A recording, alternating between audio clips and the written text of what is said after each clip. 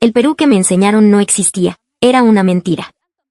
La verdad era completamente diferente. Con las luces de mi habitación apagadas, me encontraba sentada en la penumbra, donde la única luz era el resplandor pálido de la pantalla de mi celular. Me llamo Sofía Rojas. Soy chilena, y acabo de regresar de un viaje a Perú. Han pasado apenas unos días desde que volví a Santiago, a esta atmósfera densa y cargada de una hostilidad que se esparce como un veneno, un llamado colectivo a prohibir cualquier lazo con el país vecino. Y sin embargo, aquí estoy, con un nudo de palabras atascado en la garganta, sin saber cómo liberarlo, cómo darle forma a una verdad que quema por dentro. Perú no era la nación peligrosa y fría que el gobierno y los medios de comunicación nos han pintado. Para nada. Los 6 días que pasé allí fueron más que suficientes para sacudir los cimientos de todo lo que creía saber, para desmantelar, pieza por pieza, los prejuicios con los que había crecido. Aún puedo verlo con claridad, el oficial del aeropuerto Jorge Chávez, que a pesar de no entendernos bien en inglés, se esforzó con una paciencia infinita, señalando con el dedo en un mapa del terminal para mostrarme el camino cuando me vio perdida y abrumada. El ejecutivo en su terno impecable, en medio del caos de la estación Naranjal del Metropolitano, que al notar mi confusión, dejó pasar su propio bus para acompañarme personalmente hasta el andén correcto, asegurándose de que subiera a la ruta que me llevaría a Barranco. En una tierra extraña, rodeada de un idioma familiar pero con acentos y modismos que me eran ajenos, cada persona, sin excepción, me extendió una mano de forma natural, sin pedir nada a cambio. Las ciudades mismas eran un universo aparte de lo que me habían contado. Lima, con su mezcla de modernidad caótica y belleza colonial, vibraba con una energía que, extrañamente, me hacía sentir segura. Cusco, la capital ancestral, era un laberinto de calles empedradas que susurraban historias, un lugar donde el aire olía a historia y a respeto. Caminara por donde caminara, ya fuera por el bullicioso jirón de la Unión en Lima o las tranquilas plazas de San Blas en Cusco, me envolvía una inexplicable sensación de paz. Había llegado esperando encontrarme con la delincuencia de la que tanto hablaban los noticieros en mi país, con la hostilidad de un pueblo supuestamente resentido. Pero esa expectativa fue demolida por la realidad. En las tiendas, en los restaurantes, la gente se inclinaba para escuchar con atención mi español con acento chileno, esforzándose por entenderme, y siempre, me respondían con una sonrisa. Era un día a día cálido, una cotidianidad amable que parecía completamente ajena al conflicto que nuestros gobiernos estaban avivando. Y por eso lo supe.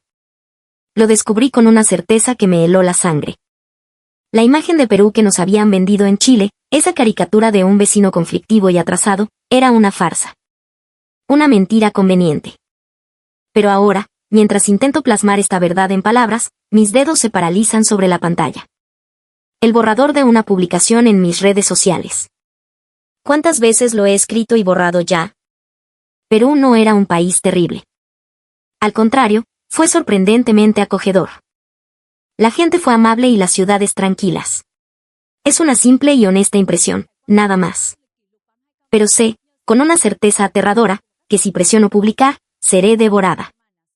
Traidora. Vende patria. A la que le lavaron el cerebro los peruanos. Chola honoraria. Puedo imaginar con facilidad la avalancha de insultos que se desataría. Hoy, en mi propio país, el simple hecho de viajar a Perú es visto con sospecha. Ni hablar de elogiarlo, eso es simplemente imperdonable. Decir la verdad, una verdad tan simple y humana, se ha vuelto un acto de valentía o de locura. Apagué la pantalla de mi celular en silencio.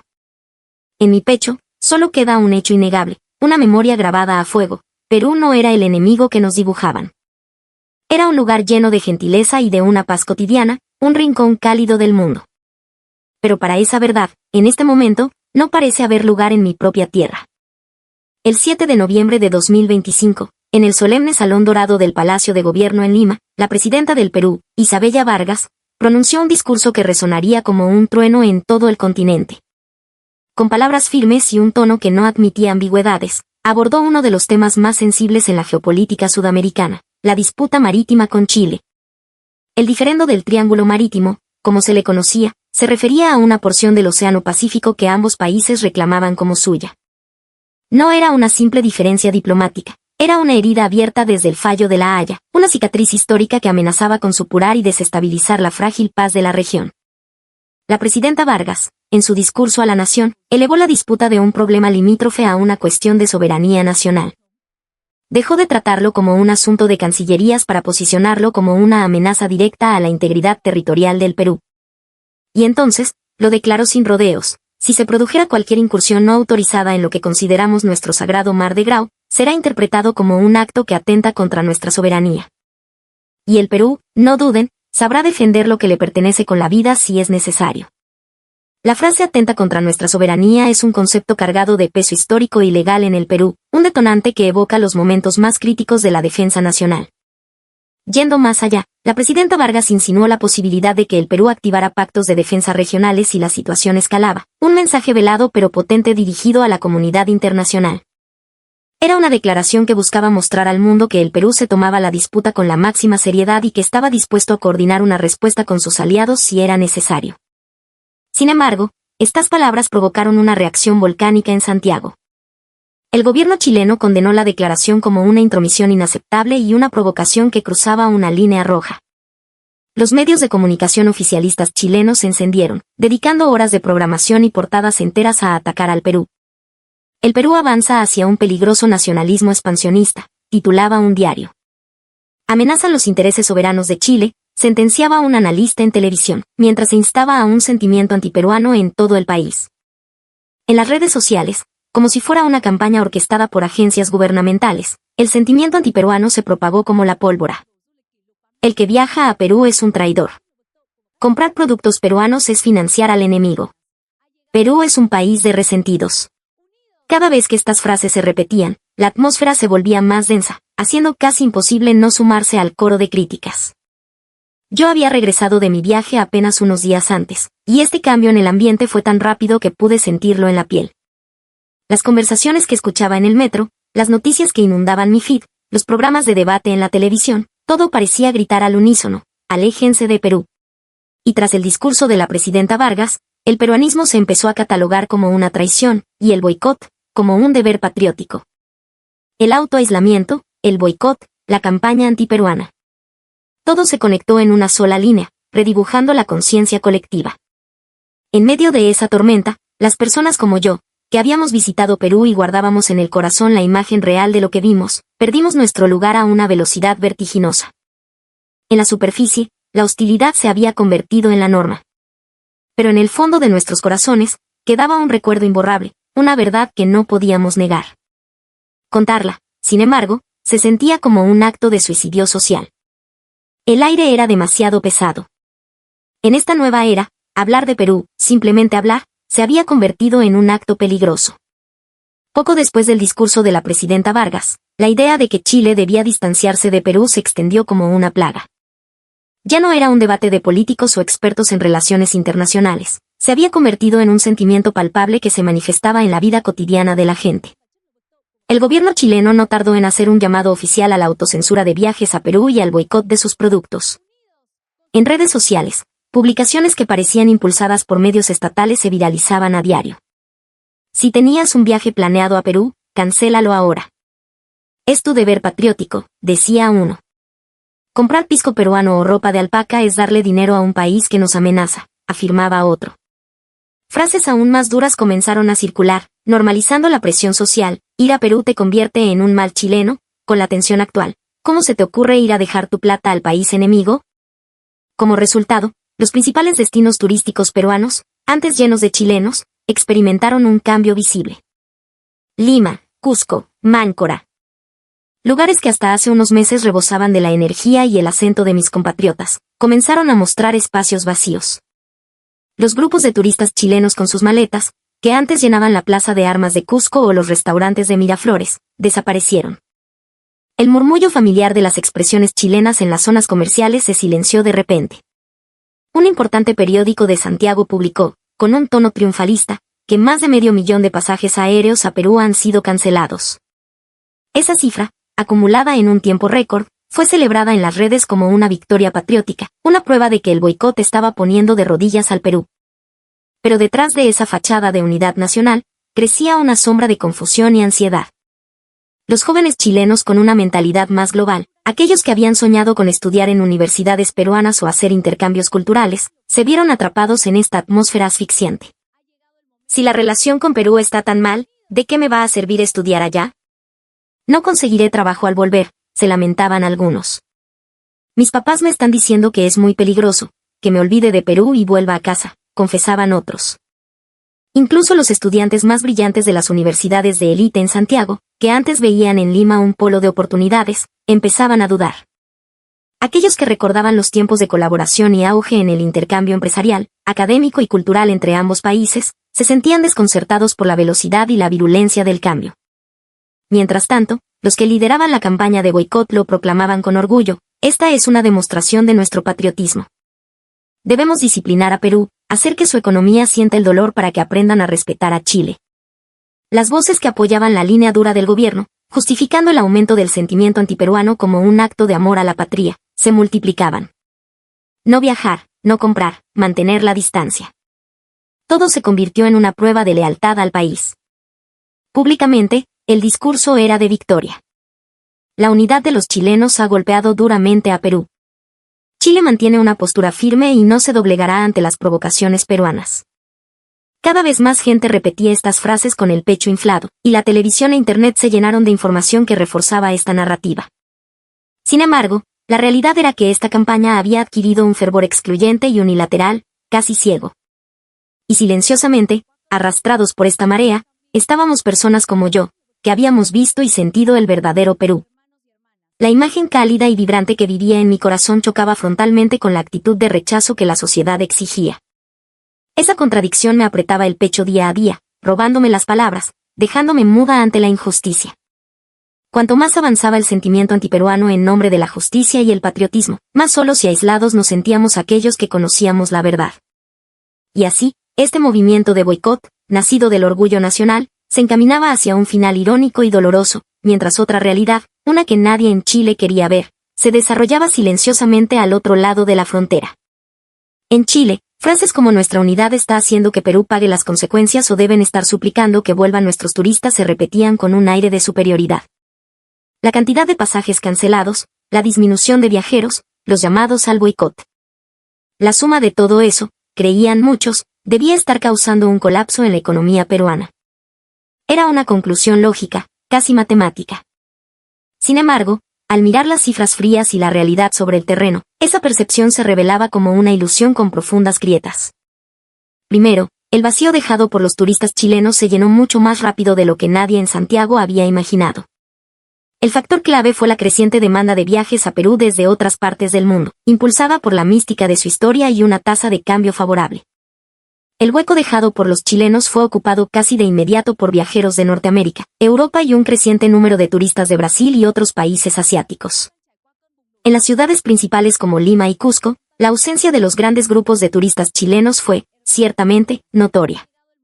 Pero en su lugar, aumentaron los viajeros individuales y familias de Australia, el sudeste asiático y Europa. Los destinos turísticos peruanos, que en el pasado dependieron en parte del masivo flujo chileno, habían diversificado sus mercados en los últimos años gracias a políticas de promoción inteligentes. La estructura turística del Perú ya no era una en la que la ausencia de chilenos significara la ruina. Además, el boicot afectó principalmente a los paquetes de viajes en grupo, aquellos más susceptibles a la presión social y al clima político. Esos tours desaparecieron rápidamente. Sin embargo, los viajeros individuales de alto poder adquisitivo, un segmento menos influenciable por la política, continuaron visitando el país. El pilar del gasto turístico nunca se desmoronó por completo. Las estadísticas oficiales de turismo en Perú mostraron una caída en el gasto total mucho más limitada de lo que el lado chileno esperaba. El colapso turístico que se vaticinaba en Santiago simplemente no ocurrió. Es más, la era del turista chileno de masas ya había perdido parte de su impulso antes de esta crisis. La desaceleración económica en Chile y la situación política interna ya habían hecho que muchos compatriotas apretaran el cinturón. La imagen del chileno que viajaba a Perú para comprar en grandes cantidades ya no era tan común, y el sector turístico peruano, con calma, ya se había adaptado a esa nueva realidad. Viéndolo así, el impacto del boicot, que pretendía castigar a Perú, resultó ser mucho menos dañino de lo que se proclamaba. Pero aquí es donde emerge una realidad opuesta y profundamente irónica.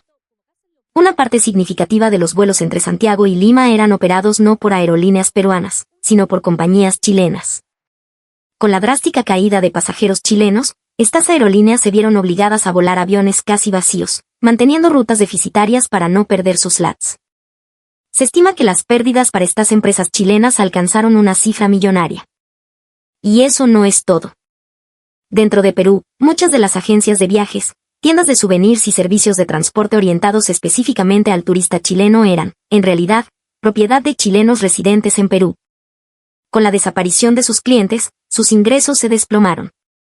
Muchos de estos pequeños empresarios chilenos se vieron forzados a cerrar sus negocios y enfrentar la quiebra.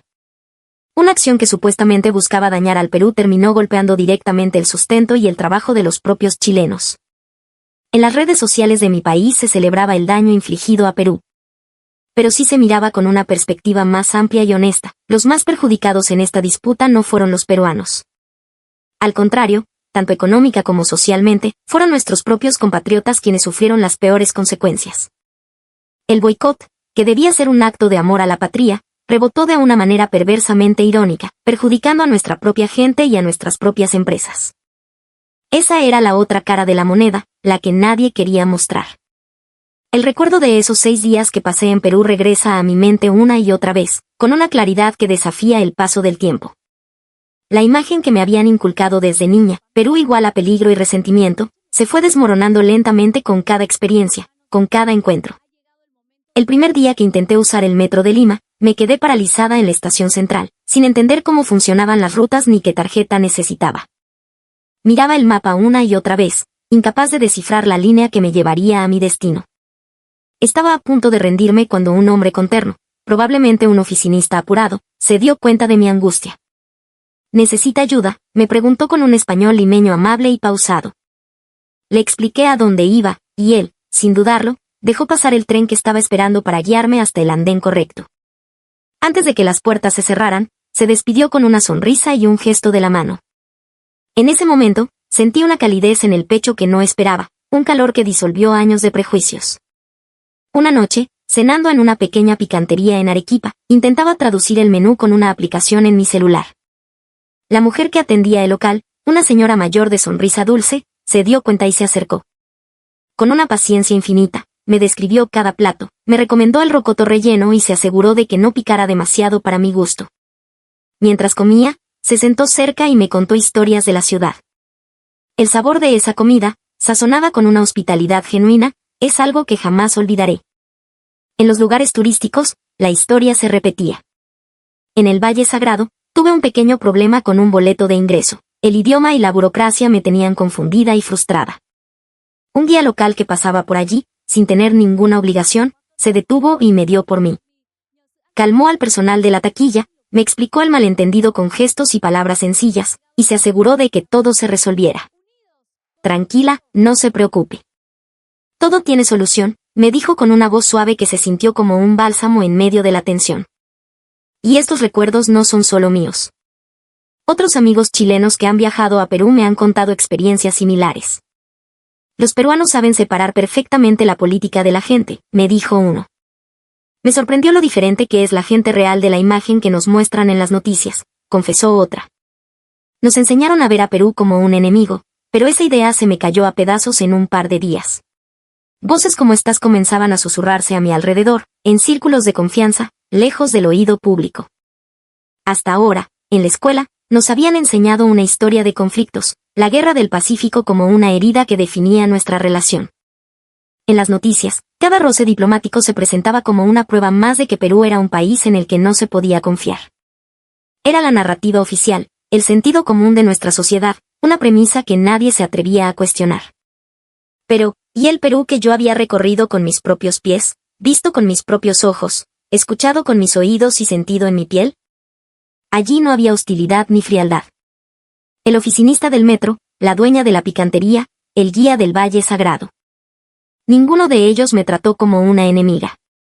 Nadie me juzgó por mi acento ni mi nacionalidad. Nadie me lanzó una palabra hostil o me hizo sentir fuera de lugar.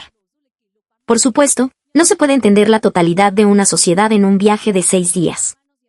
Pero la imagen del Perú peligroso y odiado que nos habían grabado en la mente era tan radicalmente distinta de la realidad que experimenté, que algo dentro de mí se rompió. Fue como si 2 mundos colisionaran en mi interior, la percepción que me habían impuesto durante años y la realidad que mis sentidos habían capturado. Y de esa colisión, Solo quedó una pregunta sin respuesta. ¿A cuál de las dos debía creerle? La atmósfera asfixiante de nacionalismo en mi país y la calidez humana que sentí en Perú. Ese dilema, esa contradicción, me ha mantenido en un estado de angustia silenciosa desde que volví. Cualquier chileno que regresaba de Perú sentía la necesidad de contar su experiencia, de compartir la verdad que había descubierto. Yo era una de ellos. Quería hablar de esa amabilidad que no tenía nada que ver con las tensiones políticas. Preparé una publicación con las fotos más hermosas de mi viaje y un pequeño video que había editado, listo para subirlo a mis redes.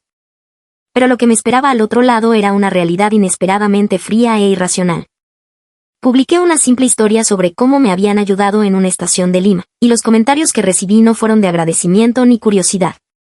¿Ya te lavaron el cerebro? ¿Defendiendo al enemigo? Vende patria. Traicionas a tu país. Por gente como tú sufrimos como nación. Y por si fuera poco, cuentas anónimas me denunciaron en masa.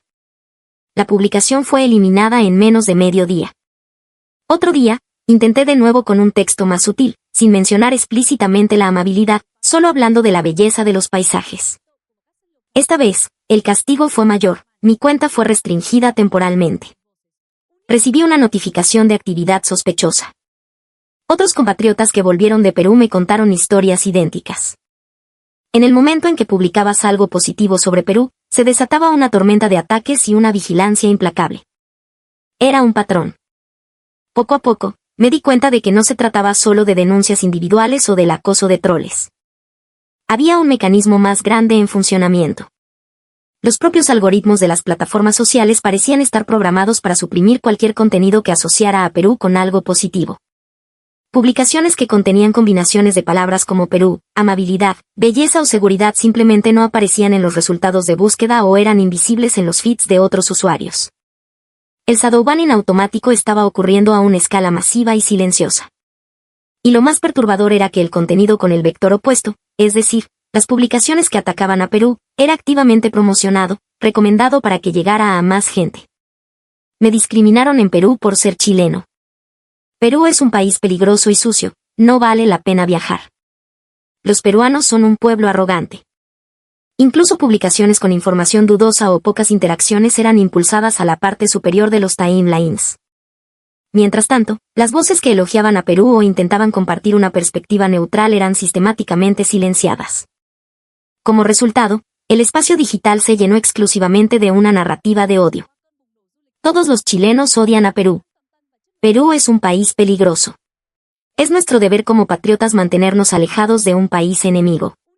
En un ambiente donde solo se ven estas opiniones, la gran mayoría de la gente, aquellos que nunca han visitado Perú, empiezan a creer que esa es la única verdad. Y lo más doloroso es ver cómo incluso aquellos que antes sentían simpatía por la cultura peruana terminan cediendo ante la presión. Personas que antes hablaban con entusiasmo de su deseo de conocer Machu Picchu o de probar la gastronomía limeña, ahora dudan en expresar esos pensamientos en público. Se ven forzados a elegir entre el silencio o sumarse al coro de críticas para encajar. Yo también me encontré paralizada en esa encrucijada. El Perú que yo vi era genuinamente amable y cálido, pero si lo decía en voz alta, sería atacada. Si lo publicaba, sería borrado. El simple acto de expresar un sentimiento positivo hacia Perú se había convertido en algo peligroso.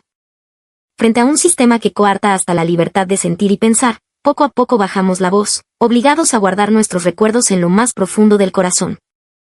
Así, el mundo digital construyó una realidad paralela, una llena de hostilidad y odio, diametralmente opuesta a la verdad. Y esa distorsión se clavaba como una daga en el corazón de quienes conocíamos la realidad. Aún así, el corazón humano no puede ser completamente silenciado. La calidez y la paz que experimenté en Perú no eran algo que una censura digital pudiera borrar tan fácilmente de mi memoria. Yo, y muchas otras personas que compartieron la misma experiencia, comenzamos a buscar maneras ingeniosas de compartir nuestra verdad. Primero, se generalizó la práctica de evitar las palabras directas. En lugar de usar el nombre del país, se empezaron a usar eufemismos como el país de al lado o la nación de los incas. La ciudad que vi al otro lado de la cordillera es increíblemente ordenada, escribía alguien. Otro publicaba una foto del Huascarán con el texto: la gente de este paisaje es más cálida de lo que imaginan. Eran expresiones sutiles, que todos entendían pero que lograban evadir los filtros de la censura. Otra técnica común era convertir el texto en una imagen. Un párrafo escrito y guardado como un archivo IPEG, con el ángulo o los colores ligeramente alterados, era más difícil de detectar para los algoritmos. Detrás de cada uno de esos trucos había una necesidad desesperada de compartir, aunque fuera por una sola vez, lo que realmente sentíamos. Y finalmente, los pequeños grupos de chat privados, en WhatsApp o Telegram, se convirtieron en nuestros refugios de honestidad. Allí, entre amigos de confianza, no se discutía de política a gritos, sino que se compartían los hechos que habíamos verificado con nuestros propios ojos. Las noticias exageran todo. La gente de allá me ayudó un montón. Es súper seguro y mucho más acogedor de lo que pensaba.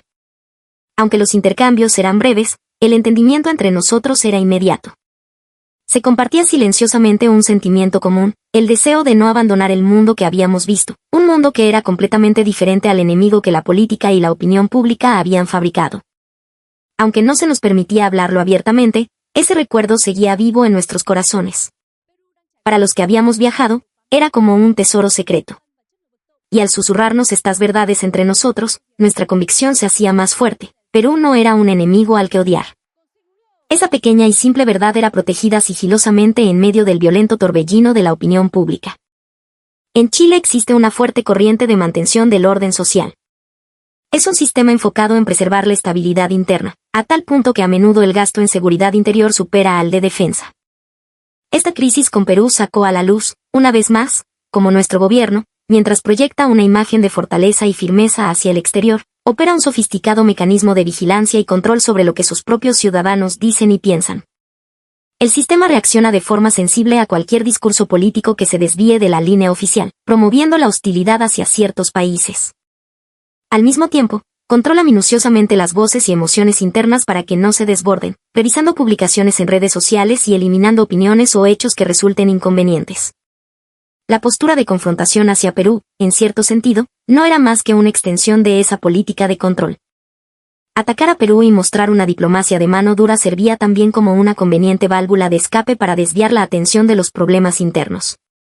Con una economía estancada, un creciente descontento social y profundas divisiones políticas, buscar un enemigo externo se convierte en una herramienta para canalizar la frustración popular. Esta estructura, que busca fuera un chivo expiatorio para las presiones internas, es profundamente triste. Mientras tanto, en Perú y en otros países del mundo, ha comenzado un movimiento silencioso para reducir la dependencia de las narrativas polarizantes. Preocupados por los riesgos de la inestabilidad política y la falta de transparencia, muchos están diversificando sus alianzas y lazos comerciales. Esta crisis, en cierto modo, no hizo más que acelerar esa tendencia. La estrategia de mostrarse fuerte hacia afuera mientras se refuerza el control interno puede mantener el poder a corto plazo, pero a la larga, es una receta para el aislamiento. Al limitar el libre flujo de información, talento y actividad económica, es el propio país el que se encamina hacia un peligroso autosabotaje. La realidad de tener que depender de la censura y la propaganda para mantener el control es, quizás, el símbolo más claro de las contradicciones que enfrenta nuestra sociedad. En la quietud de la noche, volví a abrir mi celular.